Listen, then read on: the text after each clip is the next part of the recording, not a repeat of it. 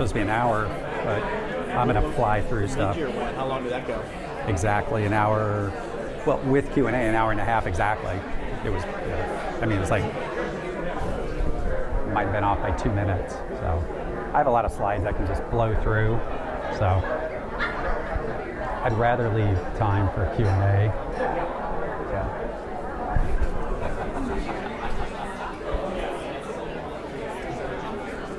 Still no water, sorry. So do you believe me now that that's Jared's twin? Not sure. Still not sure. Bill saw him, he said, sure, yeah, and I'm Frank. It's our new policy. We only hire Chris's and twins. Oh, okay. Try to confuse as many people.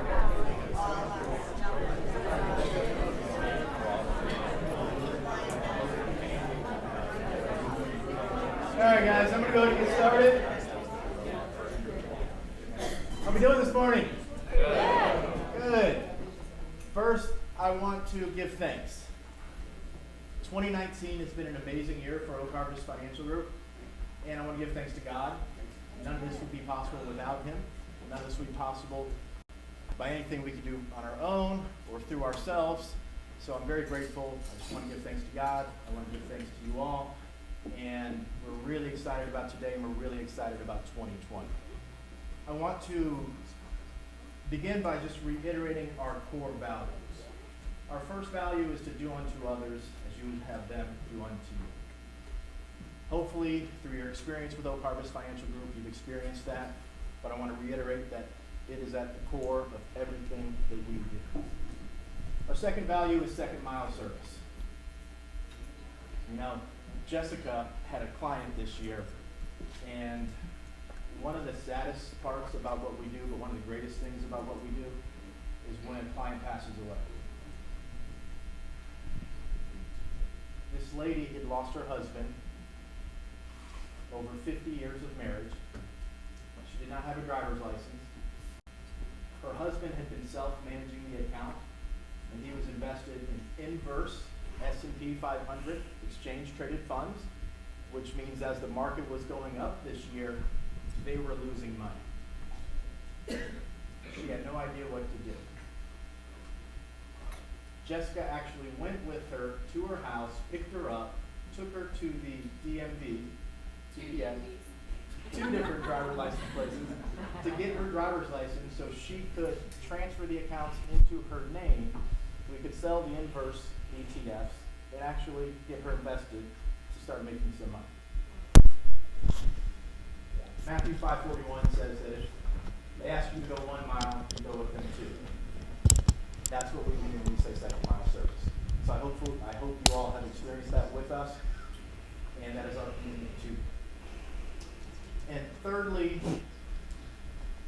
we want to give back. We're going to be starting a community outing this year where we're going to be inviting clients to join us as we give back to the community. So if you want to participate in this, if you'd like to donate your time to give back to local schools, to communities, to the different events that we set up, please just contact Megan. Her email is megan@oakharvestfg.com, and just say, hey, I'd love to be a part of that. But do unto others, second mile service, and also giving back. Core of who we are at Oak Harvest Financial Group, and I wanted to reiterate those values. Also our purpose. The reason we started this company is quite simple. It's to positively impact the world through daily actions that improve the financial lives of those who we come into contact with. This is so you can help your family, so you can give back to the community yourself, and also live without the fear of running out of money. Your investments are going to go down, so we can keep you more connected to your money. That is our purpose, and those values are how we operate. So, as a commitment to everyone in this room and to the clients that are not here, in regards to service, we've hired 3 new advisors this year. Actually, just in the past week. It's only been a week. Past few weeks. There's a long interview process. One of them is Nicole. Nicole, where are you? She's signing in. Nicole signed you in. So Nicole is a certified financial planner professional. For the past 11 years, she's worked with state retirement employees to help them plan their retirements. So Nicole is here to help you all plan and also service and review your accounts. And she's part of the team now at Oak Harvest Financial Group. We've also hired Ed Rossi. Ed, could you stand up and just say hello? Morning, everyone. Ed is also a certified financial planner professional and many years experience. He's worked at Schwab. Most recently, he was over at Edelman Financial Engines, and very proud to have him as well. And then some of you may have noticed that Jared's brother Ryan is here. When Bill met him earlier this morning, Ryan introduced himself as Ryan. He said, "Yeah, sure, Jared." And I'm So Ryan is also here. He spent the past 15 years or so working with affluent families, helping them to plan charities with Rice University and also U of H. So I want to just reaffirm our commitment to servicing your accounts, to provide you this second mile service that we talk about, and to make sure that our actions are congruent with our values and with our promises to you. We are committed to continuing to hiring the best talent that Houston has to offer. I believe Ed, Nicole, and Ryan epitomize that, and we could not be more proud to have them as part of the team. Also, as an additional service that we're offering at Oak Harvest Financial Group, my personal attorney and also CPA, Mr. Lauren Cook. Lauren is here. Lauren is a client of our firm. He's done my taxes and our business planning, asset protection, for a while now. He is going to be offering his services from an estate planning and also tax planning standpoint, asset protection, to our clients at Oak Harvest Financial Group. So if you've not met Lauren, if you've not sat with him yet, if you do not have your estate plan in place, if you have asset protection questions, if you want to look at more advanced charitable planning, legal planning, asset protection planning, Lauren and his firm are one of the most highly regarded attorney and CPA firms in the city of Houston. So couldn't be more proud to have Lauren here. Not only as a client of Oak Harvest Financial Group, but here to help you all as well, and as part of the continued commitment to you all that we have to provide the second mile service. And last but not least, you are all going to receive a letter in the mail from us after you go home today. You'll receive it over the next week or two. And this letter is simply going to ask you if you know someone who could benefit from our services, if you have a friend, if you have a family member, if you have a coworker, somebody from church maybe that could benefit from what we do, we're simply going to ask you to think about it. And if you'd like to give us their information, we'd love to sit down and have a conversation with them about retirement, so we can share with them our values, our planning strategies, and also our philosophy when it comes to retirement. And if you don't, that's completely fine as well. But our purpose is to help as many families within our scope and the limits that we have plan for, implement, and monitor their retirement. So if you do know people who could benefit from the services we offer, you'll receive a letter asking you to think about that, and we'd be glad to reach out to them and talk to them. And with that said, I want to thank you all very much for coming out today. Mr. Chris Perras is going to go through the presentation. It has been an excellent 2019 for us, and we're looking forward to an amazing 2020. And I'm going to let Chris take it from here. Thanks, Troy.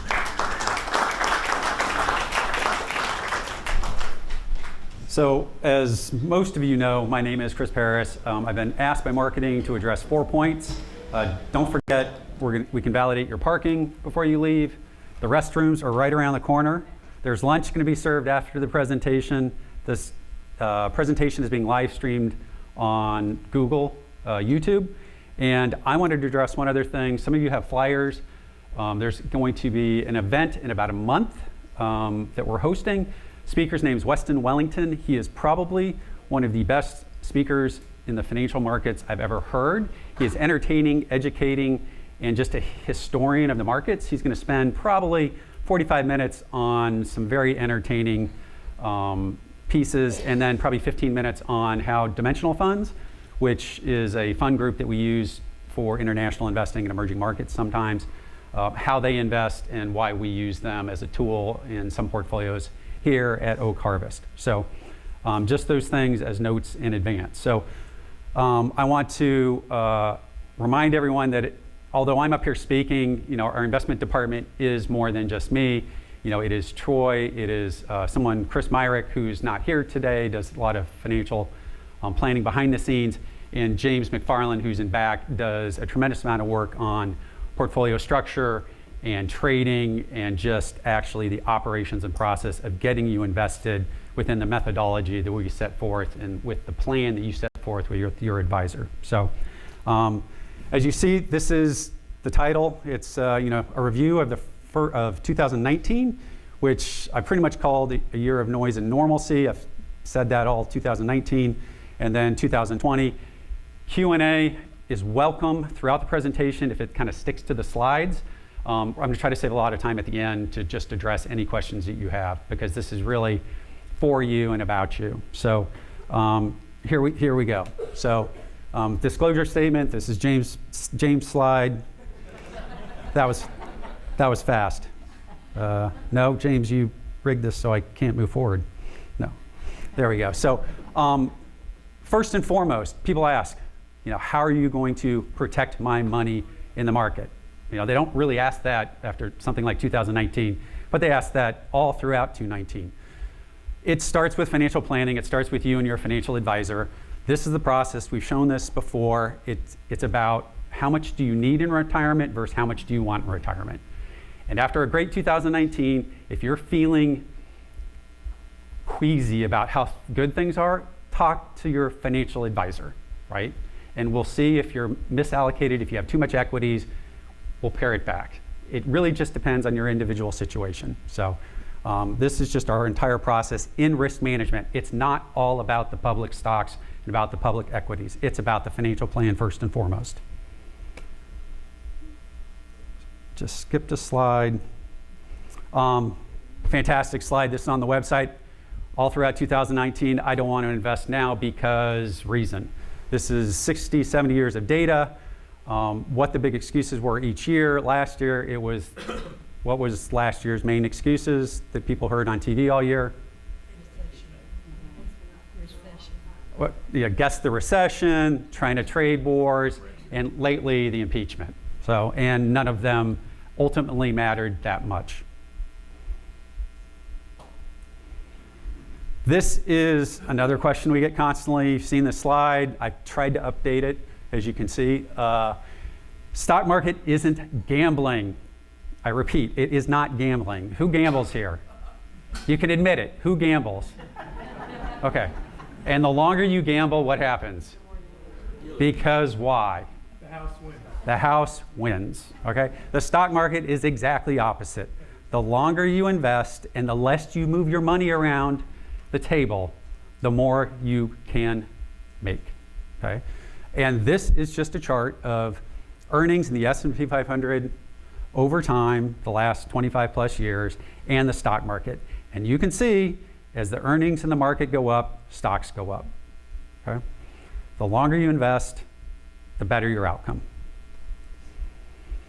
So how did we do last year? The team at Oak Harvest is pretty modest in almost everything we do. And they like to talk more about my bio than I talk about. I was trying to think about how can I summarize it. Went back, there's a list at the end of this presentation. We'll distribute it on the web and to you if you want it, highlighting our podcasts. But I went back and I chose, and these are chosen specifically for a reason, chose the date, what our podcast title was, where the S&P 500 was, and what the financial headlines were that day or that week. And I think we did a pretty good job. Our outlook for 2019 for the first half was released on January 4th. That was the title, right? Put on the rally caps. Remember what happened in the fourth quarter of 2018? The stock market was down 20%. People were guessing the next recession. People were telling you, I'm selling stocks because moving averages were broken, and tactical people were literally going 100% to cash for their clients. That's not what we do. So, and it worked out, right? And by April, Goldilocks, are we there yet? That was our title, right? And look where the S&P was, 29.25. And we said, no, it's not Goldilocks yet. Meanwhile, I went back and I looked at all the financial headlines. Melt up coming, get long stocks, you have to buy. And sure enough, we had a normal summer correction in the market. People were panicking. People were talking about, we're going to have another recession. Some big hedge fund was out there talking about a 62.5% odds of a recession. Now, I don't know what universe or model, and there are a lot of engineers in here, right? I've never heard of anyone predicting with that kind of accuracy anything, right? Rocket scientists. It's absurd. So, and sure enough, it didn't happen. It was a normal summer. It didn't feel normal because we are now inundated every day from financial news, whether it's Twitter or Facebook or name one, every day. And you would think the world's going to end every day, and that's just not what happens with companies and investing. So, we were patient. We were buying stocks during the summer for our clients. We were telling people we were going to start playing offense, and by offense, I mean investing in things like technology, financials, industrials, which was exactly opposite of what everyone on the TV stations were telling people to do. They were saying, you have to buy utilities, you have to buy defensive stocks, real estate, which is what we did in 2018. As it turns out, the market cooperated. Donald Trump came around, whether you like him or you don't, and decided on or about October 2nd or 4th, he wanted to get reelected. And the only way getting reelected was saying, I'm no longer going to attack China. I'm going to try to get a deal done. And the stock market has not looked back since. But it's not unusual. The stock market went 20 to 21 months of nowhere from January of 2018 through October of 2019, literally same exact price, $28.75 net, up and down a lot. Since then, it's been up and to the right, and now you're starting to get these, I wouldn't call it euphoria, but people are starting to realize it wasn't the end of the world. We weren't going to have a recession at the end of the year. We're not going to have a recession at the beginning of this year, and a lot of people are underinvested. So this was the market last year. You've probably seen it almost everywhere. Everyone uses different statistics. The S&P 500 was up about 30% year over year. Fantastic year by any stretch of the imagination. Every asset class, including energy, was up, okay?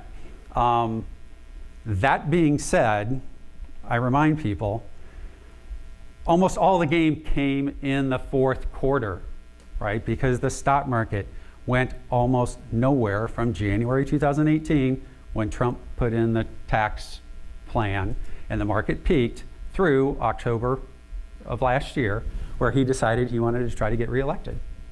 Everything in between there was the economy slowing because of things that were done, attacking China, attacking Mexico, attacking Canada on a trade front, and it just slowed the economy down. It slowed the manufacturing economy down, which still is 20 to 25% of the stock market, right? The rest is consumer.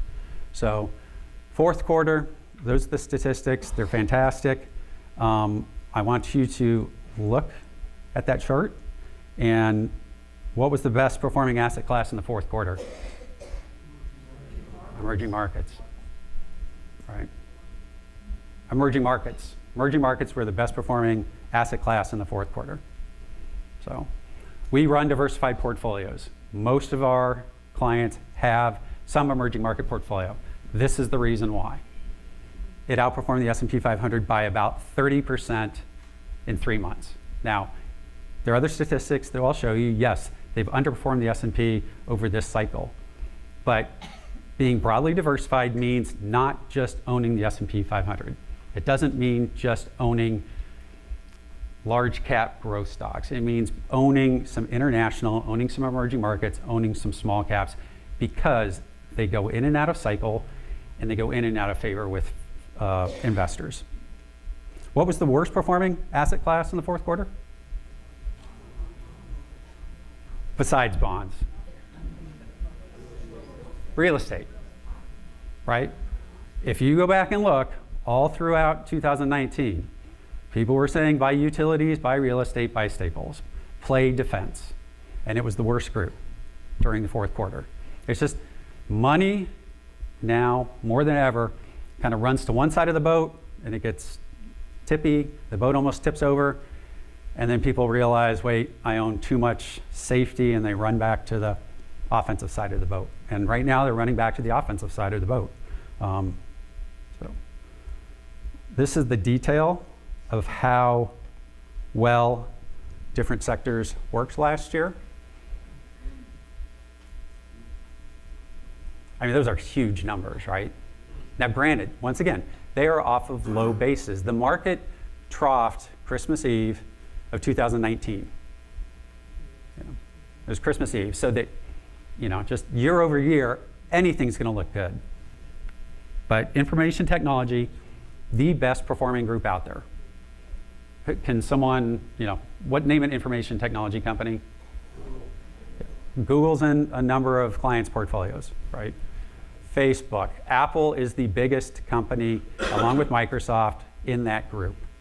They've had unbelievable 2019s.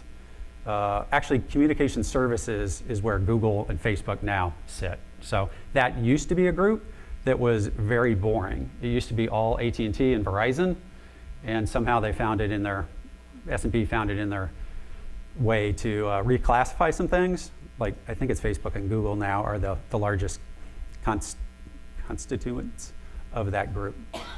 So, but every sector last year, opposite of 2018, was positive. In 2018, what were we telling you?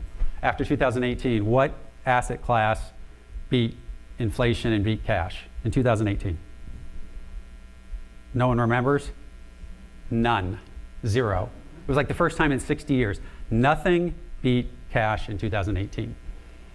2019, what happened? Everything beat cash. And I know this is Houston, and I know we love our energy sector because most people's livelihoods come from there. Energy beat cash, right? But look at over the last 5 years, 10 years. It's, energy, it is a great career right now. It is not a great stock market tool. So healthcare was the worst, and that was up in the 20% almost.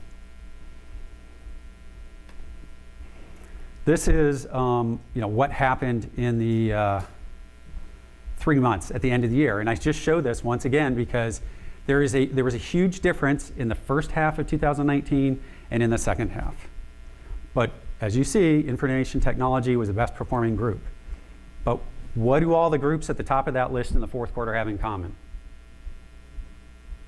Are they offense or defense? They're offense. They're all economically sensitive. They all work, except for healthcare, really. They all work when the economy is getting better, not worse. Healthcare is really high there, not because of more boring drug names like Merck or Bristol Myers. There was a lot of biotech companies that did really, really well. Amgen did really, really well. It's a big weighting in healthcare. Medtronic and some other medical device companies did really, really well in the fourth quarter. The worst groups, defensive groups. Utilities, real estate, consumer staples. And why they did poorly in the fourth quarter, besides everyone, the herd was sitting in them all of 2019, is the economy started to pick up, or people believe the economy is going to start to pick up for 2020. And interest rates, albeit they're low, have started to rise. And when interest rates start to rise, long-term interest rates, that's what happens. That's what the stock market looks like. The fourth quarter is 100% normal in the stock market for when people think the economy is going to get better and interest rates start to rise. Small caps outperform, value outperforms, emerging market outperforms. All those groups that as advisors, we've had allocations to have been mediocre versus the S&P 500 for 5 years now.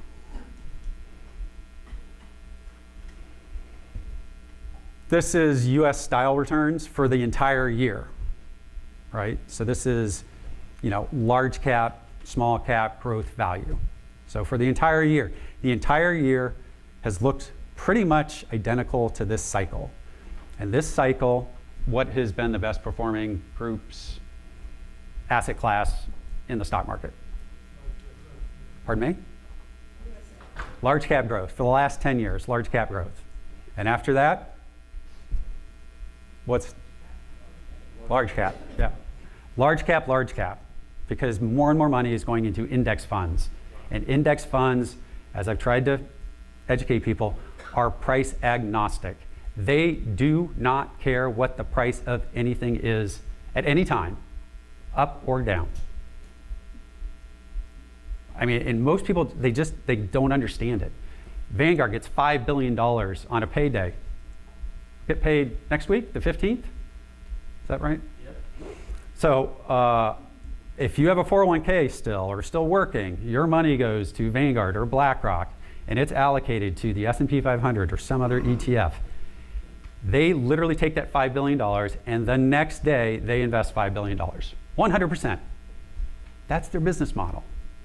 And that's why that has continued for 5 years, 10 years. In addition to the Federal Reserve keeping interest rates really, really, really low, people want liquidity and people are scared, so they buy large cap stocks. So, international is the exact same dynamic. International has underperformed the US. However, what's outperformed in international markets? Growth.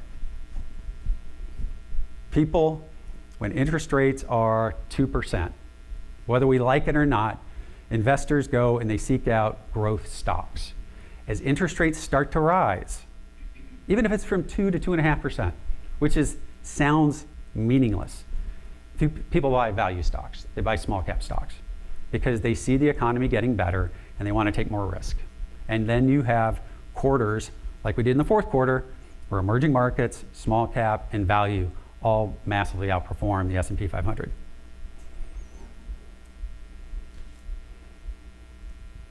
Emerging markets, exact same thing.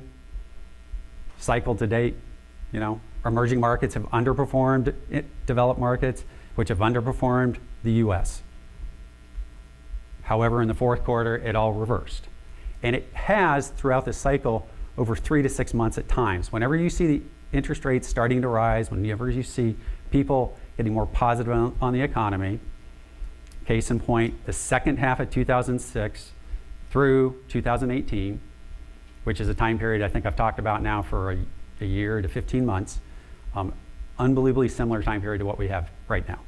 So this is all 2019 what happened. Real estate investment trusts, unbelievable year. Almost all of that came in the first 6 months. We own, for most clients, a mutual fund that is broadly diversified in real estate called the Griffin Fund.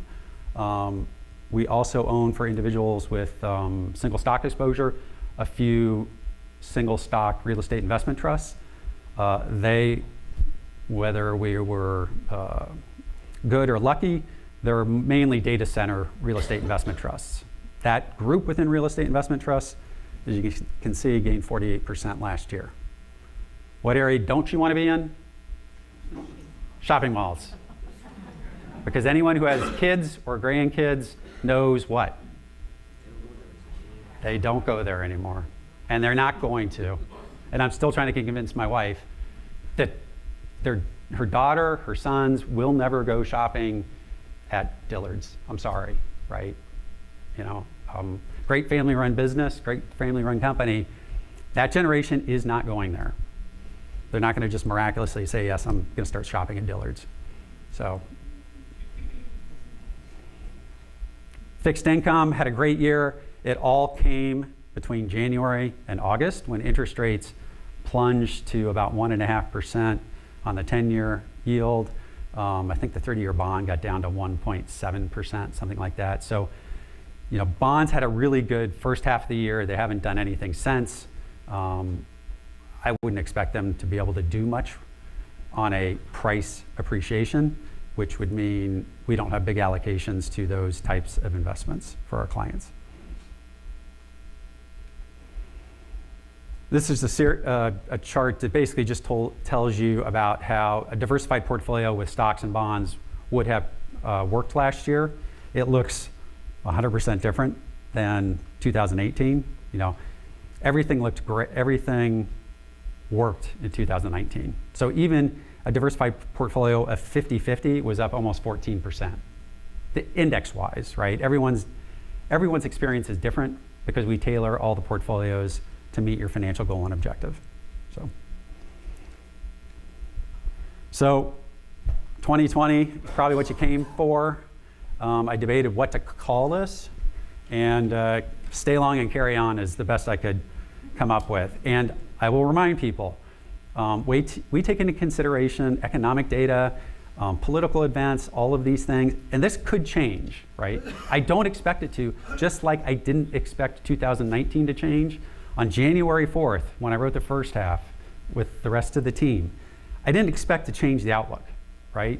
And the team will know that I probably have no hair because, you know, it's tough. You know, the summer, when the market went down 5.98% during the summer, and everyone's calling for 65% recessions, and we're going to go down 10 or 20%. And our models and our outlook said, you know what? During the summer, the market should go down. Does anyone remember the podcast? What our kind of thoughts were? What a normal summer correction was? 5 to 6%. Not 5 to 10, which there's probably half this room is engineers. We get fired if you had an air range of 100%. We said 5 to 6, right? And are we stepping out on a limb by doing this? Yes, but I would rather be wrong and know why I'm wrong than just have this wide range that is meaningless, right? And so we said 5 to 6%, it went down 5.9%, 5.98% or something like that, because it was a normal year and has been a normal year ever since January 4th of last year. I want to show this chart because a lot has been made about money coming out of the stock market. You know what? It's really bullish. It really is. The herd, whether I like it or not, is wrong at extremes, right? If you look at that chart, look at the time period in 2016, right before the election, right? The stock market was making new all-time highs, but money was pouring out of the market. Pouring out of the market. It's been pouring out of the market since January of 2018.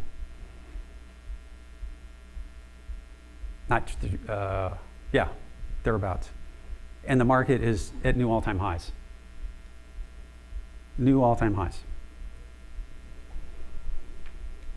And these are the returns based on history of, you know, what things look like after the money flows out of the market at such historic rates. 2016 being the most recent. And I mean, you'll see they are big returns, and they don't just happen you know, for 6 months. They last for 2 or 3 years. You know, they're big gains. It's 25%. What's the number up there over 3-year total? 37%. Okay. So if you told people in July of 2016, when money was pouring out of the market, that you'd be up almost 40% over the next 3 years, I don't think people would have been selling in front of the election, right? It was supposed to be the end of the world in front of the 2016 election. If Hillary won, it was horrible. Donald Trump, there's no way he could win. And even if he did, that was horrible too. And I remember, I was not with Ocarvis, I was in another firm at the time, thinking the models I have about the economy, which drives the stock market, says it doesn't really matter, right? The models that we had said the market would be about 2,800 come the end of 2018. So that's 18 months out. They were wrong by about 3%, 18 months earlier. So, and that was because of the Trump tax plan. They were off. The market isn't about elections, it's about economic growth. And I will repeat this till I'm done managing other people's money. Slow and boring, 1.5 to 3% growth is the most profitable part of the stock market, right? The internet bubble felt great. I don't know what we were, 7.5, 8% or something like that. And the economy blew up. The housing bubble felt great and the economy blew up. Slow and boring, it's what the stock market wants. It may not be what employers want, it may not be what you want for your wages, but it's what the stock market wants, and that's what we're talking about when we're talking about investing. So this next chart I've shown before, and this is a really long-term chart of the US stock market. And it's, I think, the Dow Jones versus bond yields. And this puts into perspective how long economic trends last. I mean, look back at the period, what is that, the 80s? The 80s through the 90s. Look at how long that bull market lasted. Look how long we went sideways before that bull market started. Compare it to the time period between essentially, 2000 and, between the internet bubble in 1999 and 2015. It's almost the exact time period in years, right? There are cases to be made. This has just gotten started, okay? And I'm not saying we're not going to have a recession, because there are recessions in those big bull markets. You can barely even see 1987, which was a market crash. It wasn't a recession. You can barely see it. That's what investing is about. It's about compounding your money over time with the growth in the economy. And boring is better. Boring is better. I'm not a demographics believer with regards to investing very much. I think it's way overstated. However, a case can be made that this thing's going to go up for a long time, not in a straight line. There'll be a recession. But look at the time period where the big bull market of the 1980s and 90s were. What was that? Demographically, what was that? It was the baby boomers turning 35 to 55. And what were they doing?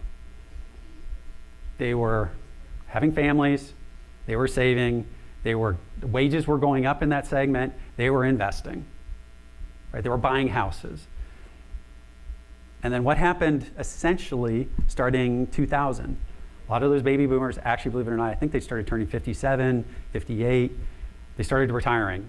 And they've been retiring essentially for the last 20, 30 years, right? But demographically, there are now, how many millennials? Anyone, any guess? Too many. Just wait. You're not going to like this statistics. Okay? The millennial generation, 1981 through 1996, 73 million millennials, and which way is it going? Up. Why is it going up? It's going up because of immigration. Younger people want to come to America. They do not want to go move to other countries. They're socialist or worse yet, right? They want to come to America and live capitalism, the American dream, a better life, okay? Sorry guys, and I'm at the very end of this. Baby boomers, 1946 through 1965-ish. How many baby boomers are there? No, do you know the number? Yeah. 72 million.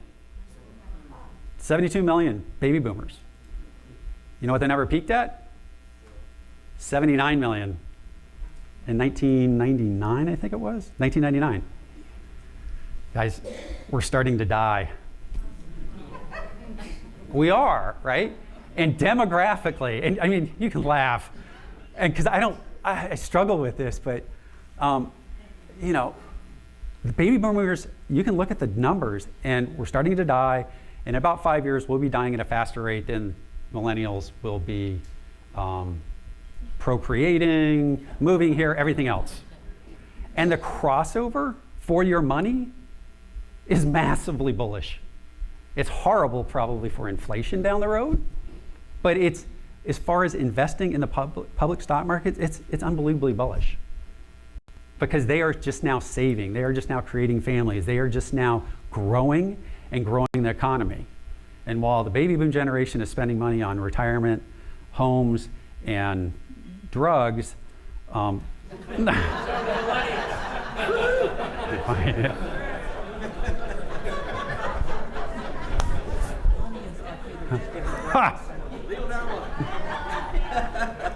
we cut that one out? No.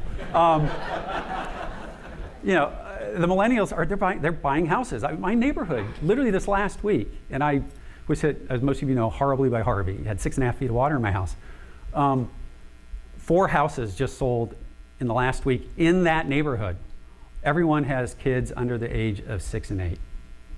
right? Nothing moved in that neighborhood for the last 3 years, and 4 houses just sold in a week. So the millennials are starting to actually move out of their parents' homes. They're starting to get married.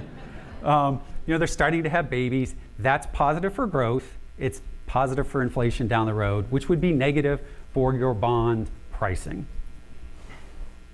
So 2020. So how many of you have heard my podcast and hear me talk about Goldilocks?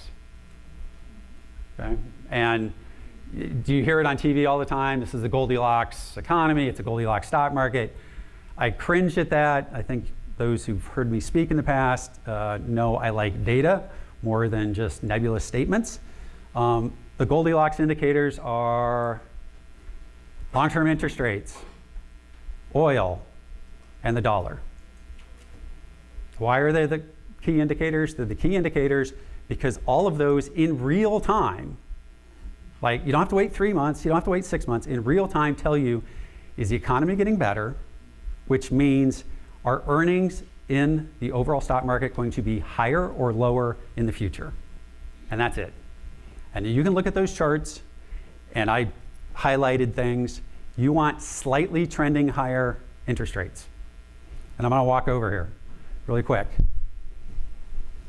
This time period right here was the summer of 2016.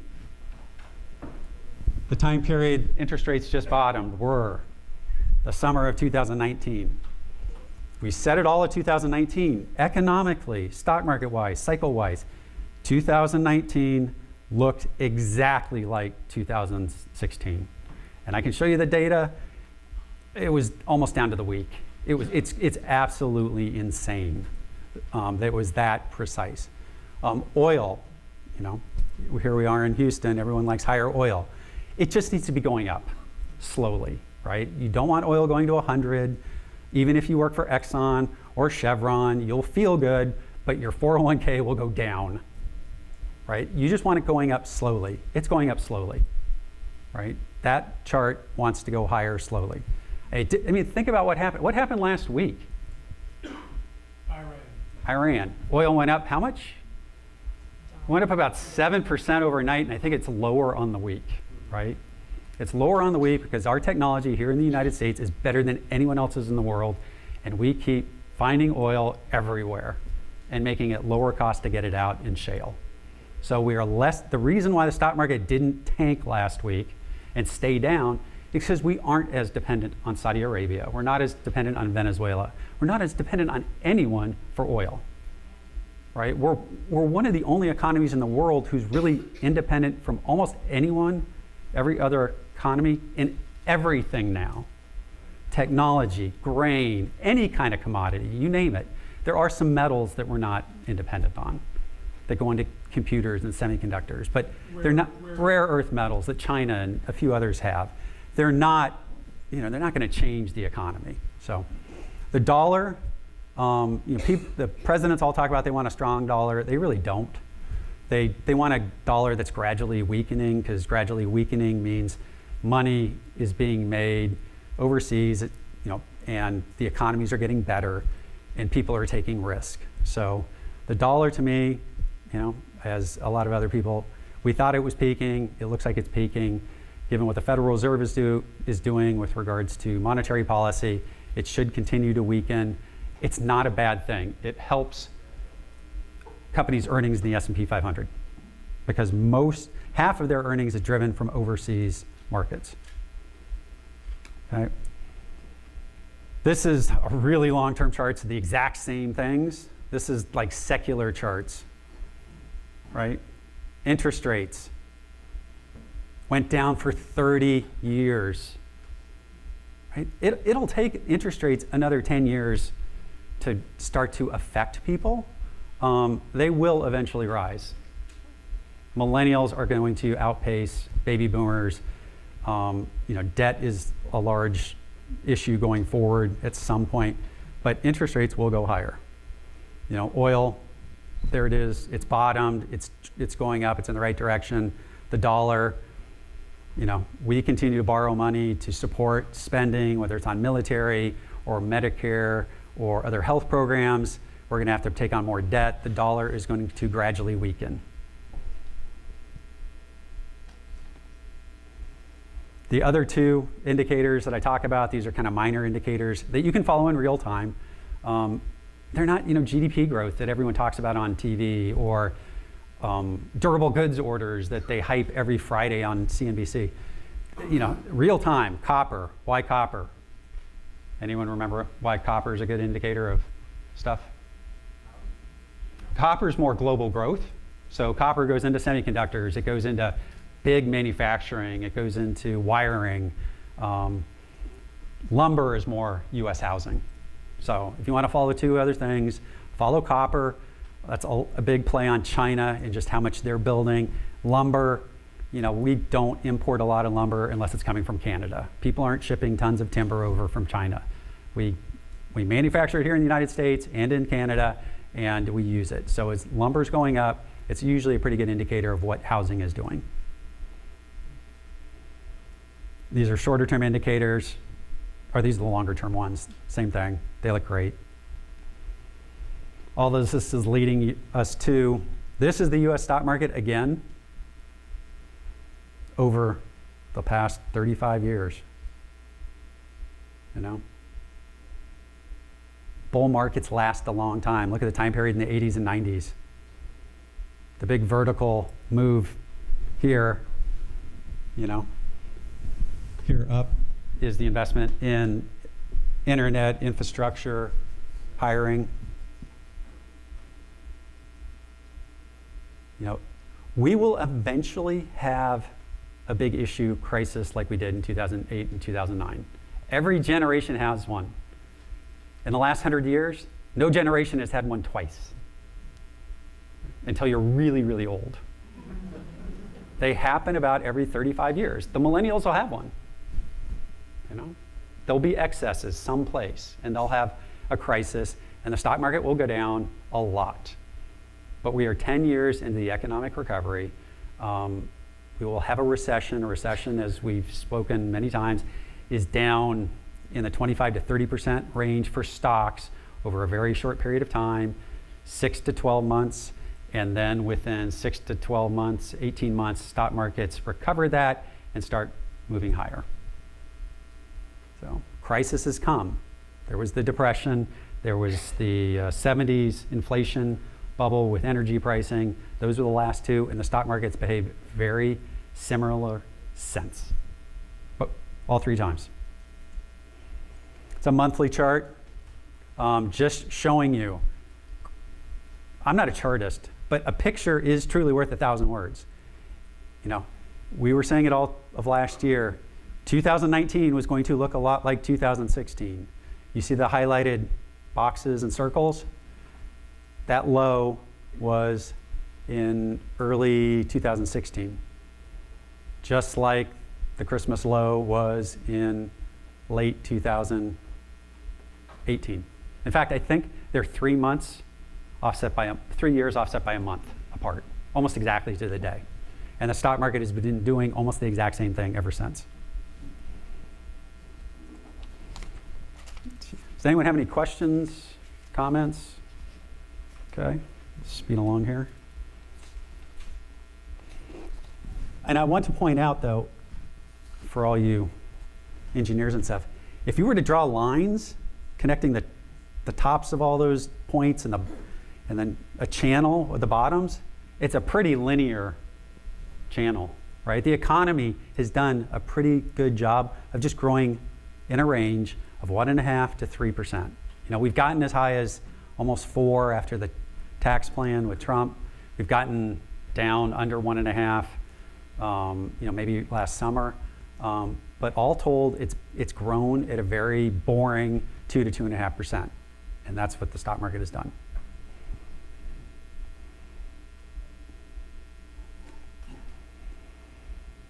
I bring this chart up because it's what was going on this summer, and on TV.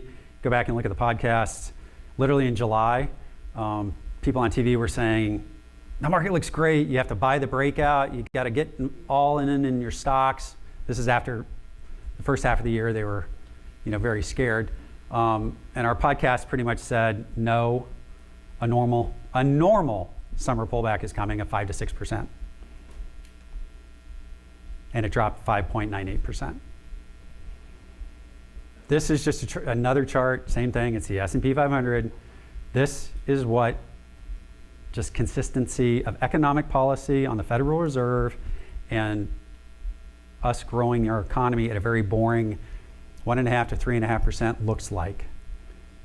If those two charts don't look, if those two time periods, 2015 through 2017, don't look almost identical to 2018 through now, I don't know what does, right? I mean, the time periods, the lengths, the percentage changes, everything, right? Which is why we're really optimistic about the second half of this year. We're positive on the whole year. It's going to be very much front-end weighted, as you're seeing probably the last week with what the stock market is doing. That's what happened. The yellow highlight is what happened after we said there'll be a summer pullback. The green highlight is the summer pullback. Once again, during the summer, everyone was saying we're going to go down 10 or 20%, nice 100% margin of error.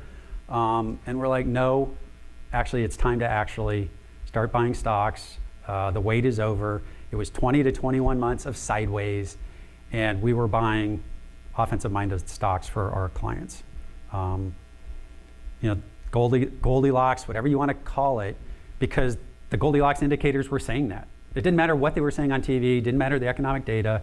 Interest rates started turning up, copper started turning up, the dollar started going down, oil started turning up. And those are all real time. You don't have to wait a month or 3 months to hear what an economist out of Washington, D.C. says. Okay.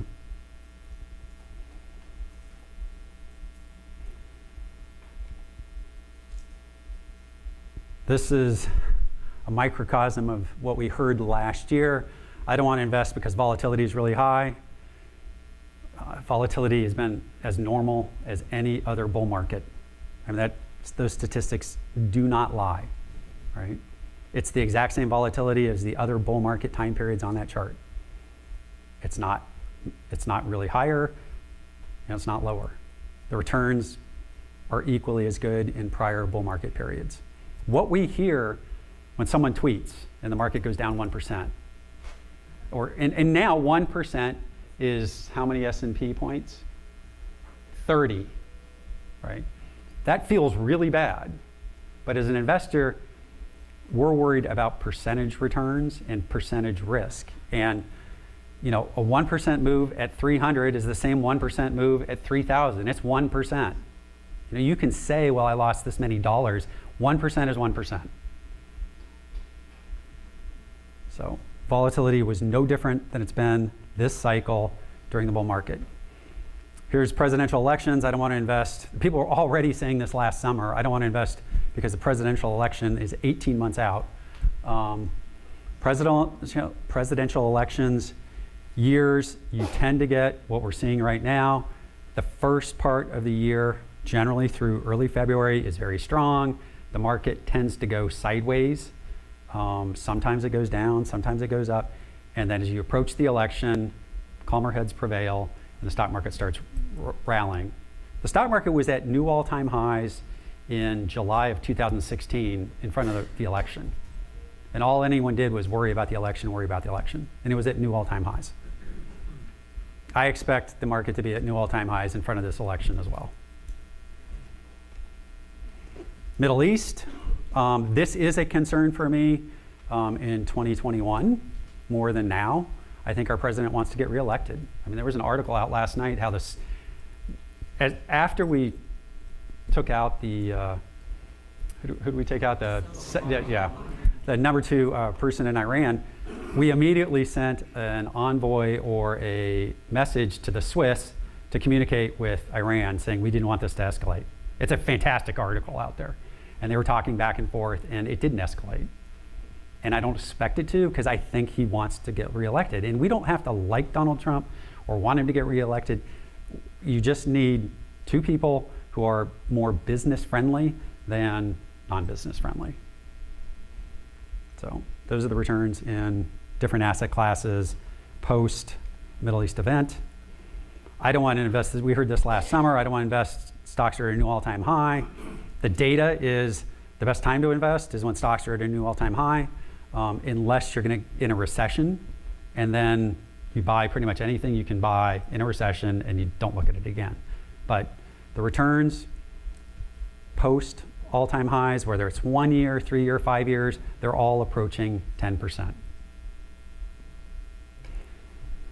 So here's what we said way back in January of 2019, and kind of an event timeline. January 2019, January 3rd, the Federal Reserve walked back their interest rate forecast. They realized they shouldn't have raised rates in December of 2018.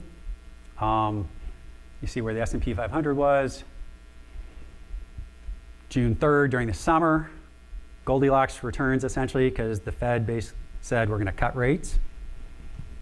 By October 2nd, President Trump decided, well, I want to get reelected and kind of done with this China thing for the last 18 months. You see where the S&P 500 was. Okay. What we said on January 4th is what we thought was going to happen for the first half of the year. We thought there'd be PE expansion for the first 3 quarters of 2019. And that was kind of our best guesstimate of where the summer high would be, between 3,000 and 3,050. And this is all on the podcast, this is all on the internet. I'm not making this up. It got to 23. So listen, our crystal ball is a crystal ball. You can throw it down and smash it a lot of years. But the reason this was so precise is because it was a normal year.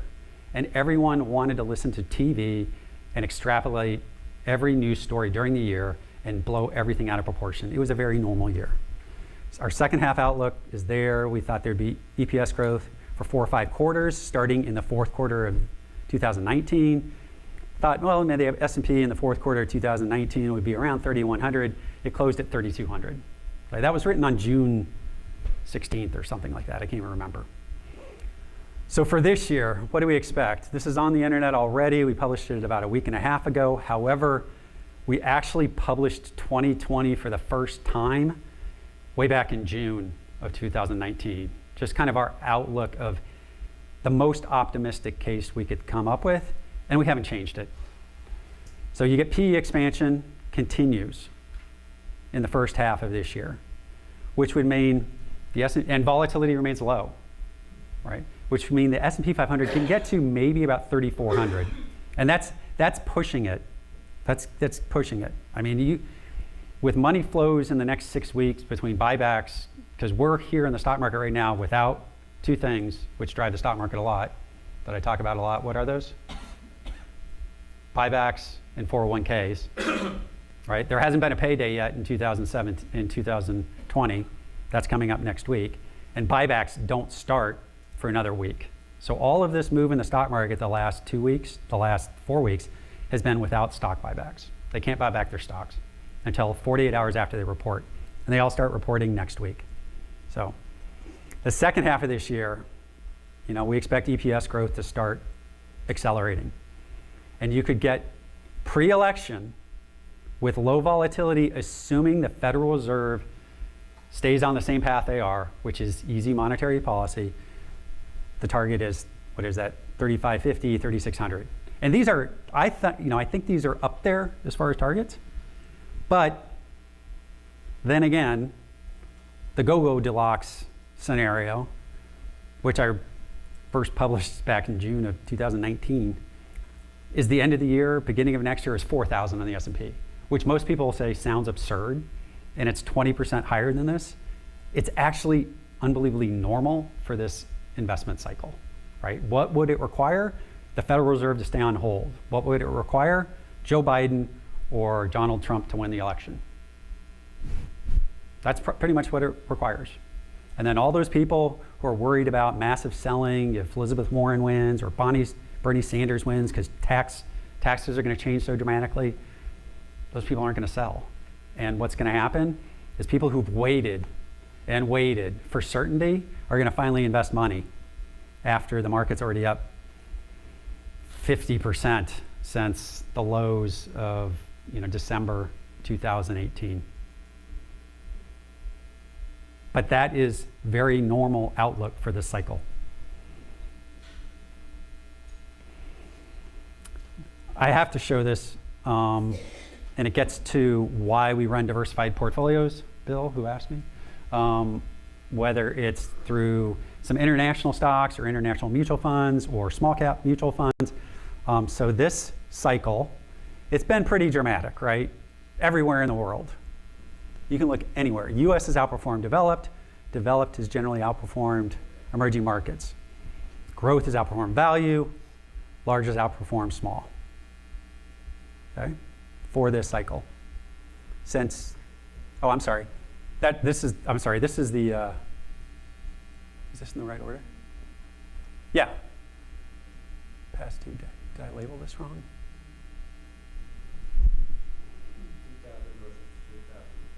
Yes. This is the decade of 2000 and the decade of 2010, right?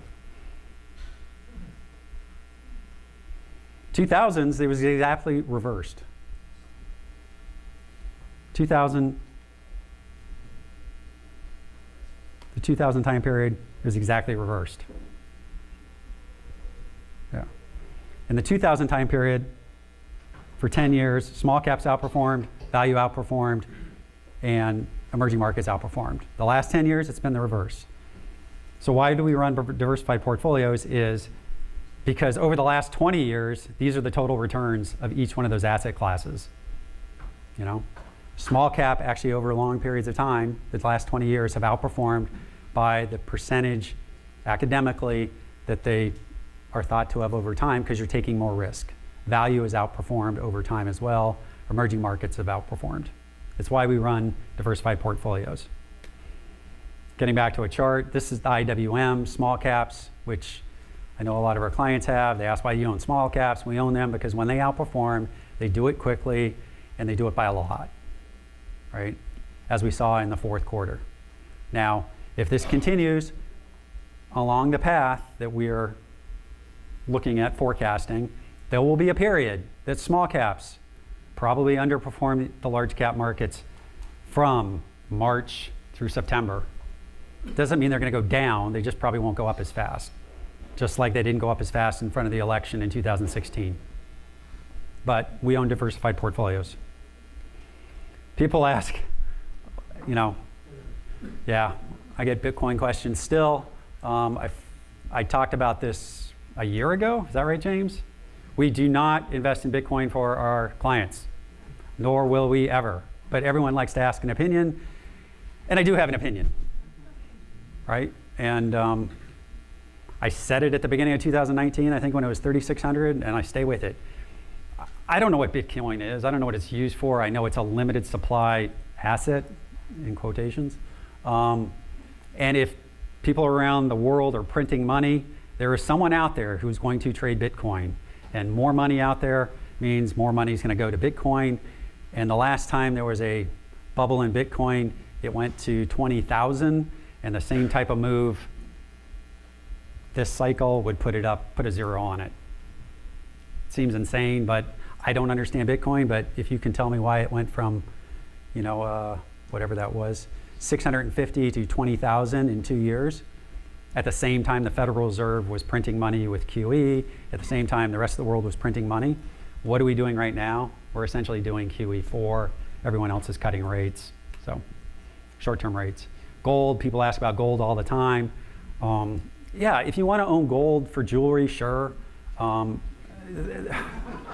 know, we've had clients or prospects bring us gold in their portfolios, and the cost of selling this through a broker they're insane. They're not bringing us gold ETFs. They're bringing us, oh yeah, I own bullion from years ago. And gold will go up, okay? If the Federal Reserve is easing monetary policy, gold will go up. The dollar will go down, gold will go up, okay? But will it go up as fast as real estate? Will it go up as fast as a consumer staple company that's selling tons of product into China? And oh, by the way, the Chinese are getting wealthier. And oh, by the way, you know, when Pepsi sells a Pepsi in China, they sell it at like half the price of what they sell it here. You know, I expect, you know, in 5 years, we're going to be hearing about inflation in consumer staple products, because the companies like Coke and Pepsi and Procter & Gamble are going to be raising prices not here. They're going to be raising it around the rest of the world because they can afford it, and they're dramatically underpaying for the same products we are. So that's way down the line. But as interest rates again look like they're going up, emerging market stocks almost exactly like small cap stocks. You'll see 2016 they fell with everything. They rallied. They're rallying. I'm not a chartist. This looks like it's going up, right? And if it breaks to a new high later this year because we get a second trade deal with China or something, people who do look at charts are going to say, I have to own emerging markets. Oh, and by the way, was the best performing emerging market in the world last year that's major? No one can guess. A major emerging market. The largest one in the world. China. That was the best performing emerging market in the world. Yes? China's economy is huge. They're growing at 6-7%, right? Well, it's Yeah. lower now. No, Why is China still considered emerging market? I don't know. Don't know. It seems absurd. Because they're communist still. I mean, they are, right? I mean, they are. I mean, they are. And they should be considered emerging for investing standpoint, but from an economic standpoint of what we give them, they shouldn't be. They should not be an emerging market country. But as far as their markets, I mean, they're totally regulated. They're totally manipulated by the government. They're certainly emerging when it comes to those markets. But from an economy, So who decides they're an emerging market? Who makes that call? in the indexes or in Just in general. well, DC, and Trump has tried to pull away that nomenclature, right? So I think we just gave them $1.5 billion in assistance. NATO did, or World Trade Organization did for something. I don't know why, but yes, yeah, they're not an emerging market when it comes to the economy. They are for a stock market perspective. They don't even have accounting standards close to ours. So this is, occasionally I like to rant. You'll hear it on the podcast a couple times. I do have a soapbox. It's very high. These are news stories for some reason people talk about. Carlos Ghosn, or however you pronounce his name. Have you heard this one? The former head of Nissan. I think CNBC, the day of the Iran missile attack, 75% of their time on the air was talking about him. Now, and I have this. This is an amazing story, but it's not financial news, right? And I want to see the movie, right? We're going to have a showing for everyone when the movie comes out, because how in the world he got out of Tokyo in a box, a music box, and it's unbelievable, but it's not financial news. And CNBC had it on, the full interview with him rambling to whoever he rambled to.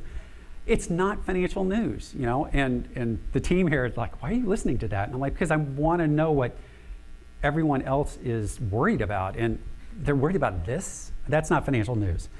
The next one, this is a recent one that no one talks about. Vanguard, we do have some Vanguard ETFs. I did my thesis at Harvard Business School on Jack Bogle and Vanguard way back in 1993. And at the time, I think they only had 100 billion in assets or something like that. I had no idea they have a chief economist and a market strategist, right? Do you know what Vanguard's business model is? They're a mutual fund, and they're a mutually run company. So everything is supposed to, all the expenses that are saved go to the shareholders. And their business model is literally, I get a dollar in, I get $1 billion in, it gets invested 100% the next day, right? Jack Bogle, who passed away last year, I mean, he has to be just totally turning over in his grave that they have a chief strategist and economist.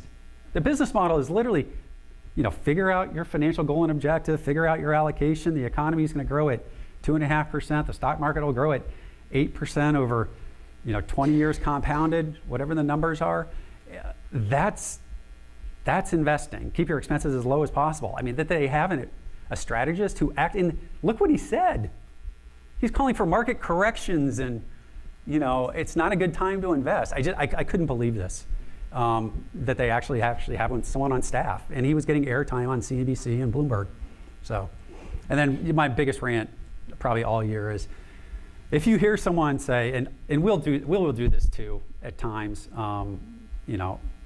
at Oak Harvest and around, but we try not to. If you hear people talk about a 5 to 10% correction or pullback or 10 to 20, just turn it off. It's 100% air, and there is no business in this world except the one I'm in that allows you to call, hey, I got it right, and you were off by 100%.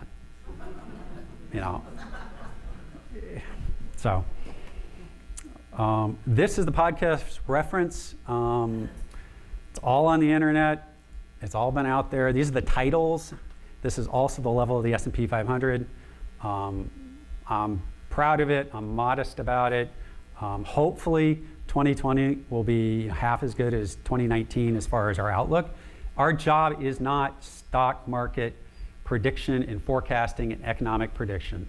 Our job is for you guys to sit down with your financial advisor, whether it's Troy or Jared or Jessica or one of the new 3 hires, and figure out a financial plan to figure out, what do I need in retirement, not what do I want, how much money do I need, and what money can I put at risk in the stock market and other public vehicles, and what can't. What can I risk?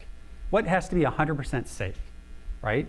And get that mix, and whatever comes over to the public stock market, it's going to be volatile over time.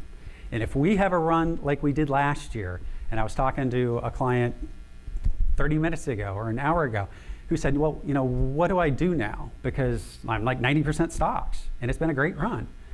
And I said, you know what you do? You sit down with your financial advisor and say, I'm uncomfortable, or I don't need this, I don't want this. And even if you have a great outlook for the year, maybe we need to dial it down to 80% stocks. Or keep 90% stocks, and it's going to be some more real estate investment trusts, which are yielding 5.5%, 6.5% again, and everyone's run away from them. The biggest decision as an investment team we will make this year is going to come over the next 4 to 6 months. And that is, do we want to move portfolios and shift them away from offense, from technology, from Google, from Facebook, from small cap or SPY-G ETF? Do we want to shift some money out of there and put it in real estate and Pepsi and Staples and boring? All right, that's going to be the biggest decision, because that's what's most likely going to work between mid-February and September. Right, the whole stock market can keep going up, but most likely, besides technology, those are the groups that will probably work. Do we do that, knowing that that's probably what's going to happen, even though over the course of the entire year, if Joe Biden wins or Donald Trump wins, the entire stock market is going to have another great year. Everyone's underestimating the percent returns, and you'll have wanted to play offense the entire year, except for the 6-month window during the summer, right? Right now, I'm not inclined to move much in the portfolios. We may take some out of technology, take some out of industrials. We've made a few errors in some industrials along the way, may trim those and buy some real estate. But overall, I don't think there are going to be major adjustments throughout the middle part of this year, but I don't know. We'll take it 1 week and 1 month at a time, because these are just forecasts. Last year was as normal as could be. I'm expecting more of the same. But if something happens, and the main thing that I would look at would be the Federal Reserve. If they decide, we're gonna raise rates in front of the election, it's going to be an issue in the stock market in front of the election. So that's it. That's all I have for you. Are there any general questions? Yes. One of the indicators is the S&P 500 index forward PE ratio. It's showing that a lot of stocks may be really high price. And that's generally got So the question is about the S&P 500 forward PE. I found almost no historical correlation between the forward PE and the overall stock market and the S&P 500 over any kind of short-term window. They might use it as an excuse, but valuation doesn't cause bear markets. It's something else in the economy that slows down earnings growth and causes a recession, employment, a war, too much investment, right? And there's definitely not too much investment going on right now, right? People are not buying a lot of cat tractors because of China. They're not buying a ton of Deere equipment, although we own both stocks individually for people because the valuations over time look really attractive. Forward PE, as much as people like to talk about it, it's not a great indicator. Operating earnings I've seen for 2020 can be as high as 190. You know, if the dollar rolls over, oil starts going up some more, if people start investing, 190. Long-term interest rates are 2%. What's the right multiple? As a portfolio manager, I'd say it's probably 22 or something like that. It's not 18, but you know, I don't invest your money based on that. We invest it based on what do you need, what do you expect, what do we see coming. You know, if things start to get frothy in some stocks, semiconductor stocks, you know, we were early buying those for clients. They've had a great run. The question is Texas Instruments or any other semiconductor stock a sell now because it trades at 25 times earnings or 22 times earnings in front of auto manufacturing is about to pick up because the labor strikes are over, and 5G, everyone knows what the 5G phone is. That rollout out, it hasn't even begun yet here in the United States. All that is the second half of 2020. Do we sell Texas Instruments or do we wait for the earnings? So, One other yep, one other question. The national debt is so high and keep going up. Is that a very long-term concern? Oh yeah, it's a long-term concern. Not something. When do you So the question is the long-term debt, is it a concern? Yes, I don't like debt, right? I don't live my life with lots of debt. Don't like it for our clients. We're a Dave Ramsey organization. One of our first things, you know, we talk to clients about is getting out of credit card debt, you know, those kind of things. It's a concern. You know, we have to inflate our way out of it. The millennials are going to pick up a large part of the tab. We are the base currency of the world, so it doesn't matter really too much right now. Although I am not a believer of this modern monetary policy is a total joke. And something that would scare me to death is if we did ever go to negative interest rates in the United States. I mean, negative interest rates are an absurd policy. There's a reason why a lot of other places in the world have done it and we haven't. It makes no sense, right? I'm going to put my money in a bank and get less back every year. I mean, it doesn't make any sense. Any other questions? Yes? From one of your slides, you indicated the new secular bull market started. Where did the secular bull market end? Yeah. So the term, bear markets, bull markets. There's a piece on our website that talks about them. I think they're really kind of nebulous starting points and ending points. Most people would say the new secular bull market started when the S&P 500 first made a new all-time high, which I think was 2015. Or let me go back and look. Might have been.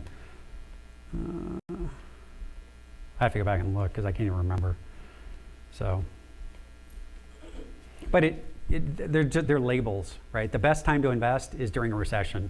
I mean, which is a bear market. You know, the best time to invest is a bear market because valuations are low, return on equity is low, return on investment is low, and everyone's fearful.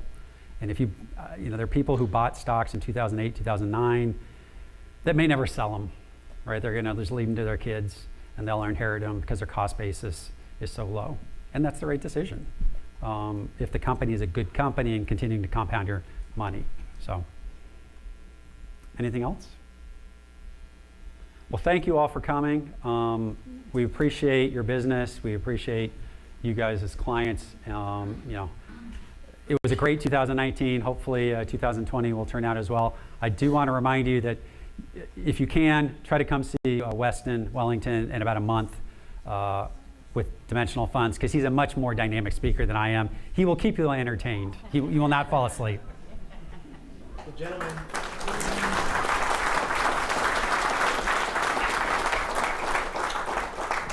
the gentleman, Weston Wellington, Chris is talking about, I highly encourage you guys, if you can, come out to see him. He's hilarious. 50 plus years of Something. experience as far as A lot. being a historian of the markets and really communicating. Very easy to understand the history of the markets, the future of the markets, and his humble opinion.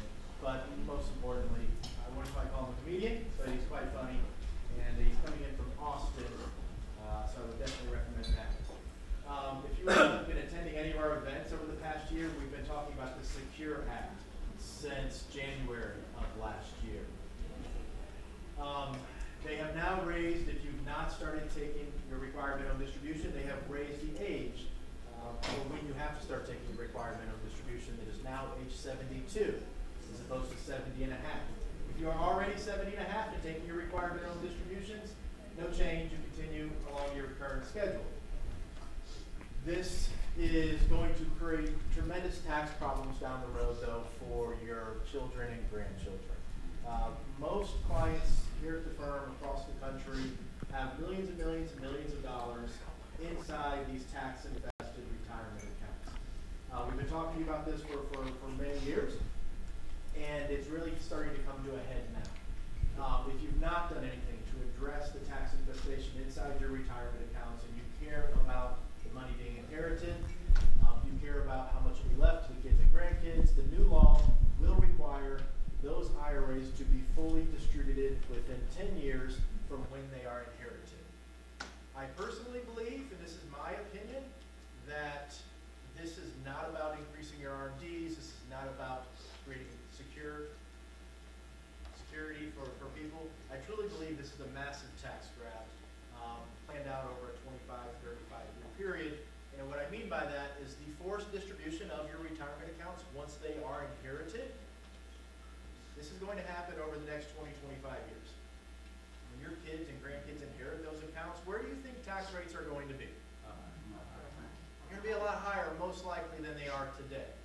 So my personal opinion here is this is not about increasing your RMD age. This is not about creating more options inside 401ks as it's being marketed.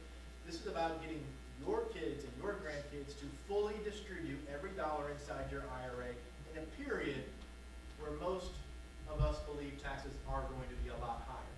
And if your kids and grandkids are working and they have salaries coming in, those IRA distributions are going to be taxed at their top marginal tax rate. The IRS sequencing rules put IRA distributions on top of all other income, so their top marginal tax bracket will be applied to those distributions. So we have, Jared, it is next Thursday? Yep. Next Thursday, we're going to go into great detail about the Secure Act at the training center across from our office. I believe we have about 35 or 40 people. We can probably fit another 35 or 40 people at most for that event. So I do encourage you, if you care about what happens to the money as far as when it is inherited, we need to act during the current tax environment with Trump tax cuts being the lowest I believe they'll be for the rest of your lives. We need to act. If we do not act, we're accepting the government plan, and that could very easily be 40, 50, 60% of your retirement accounts going to fund research on toads.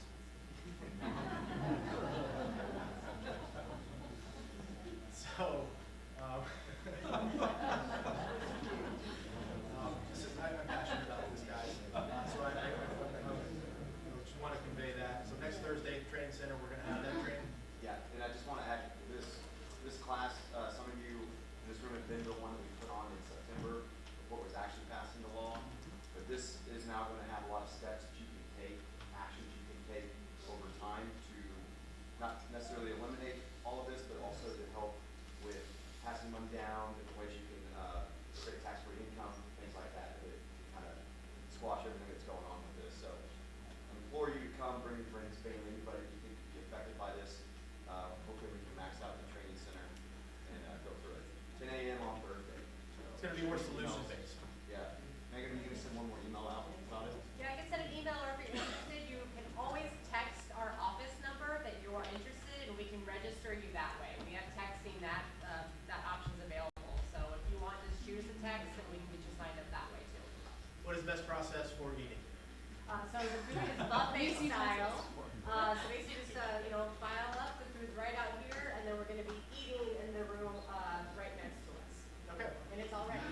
guys, thank you very much for your time this morning. We really appreciate it. If you have any questions, you want to talk to us, thank you very much.